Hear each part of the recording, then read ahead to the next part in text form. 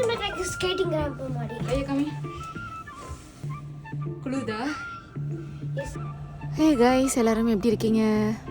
நம்ம ஊரில் நார்த்தில் குளிராக இருக்க மாதிரி இங்கே யூகேலையும் நார்த் சைடில் வருஷம் வருஷம் ஸ்னோ நிறைய பெய்யும்.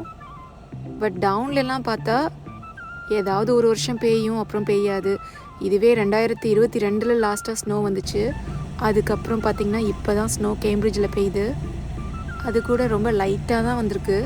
இருந்தாலும் செகண்ட் கியர்லேயே கார் இன்றைக்கி ஓட்டிக்கிட்டு நம்ம ஒர்க் போயிட வேண்டிதான்.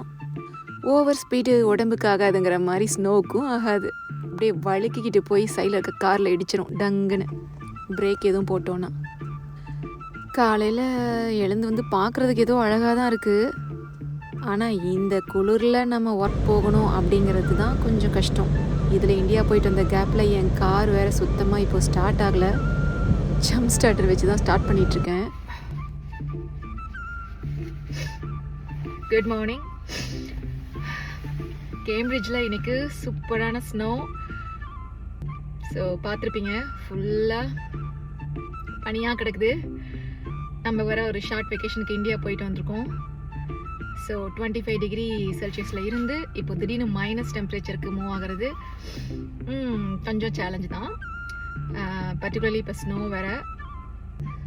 சமாளிப்போம், எதையும் தாங்கும் இதயம்.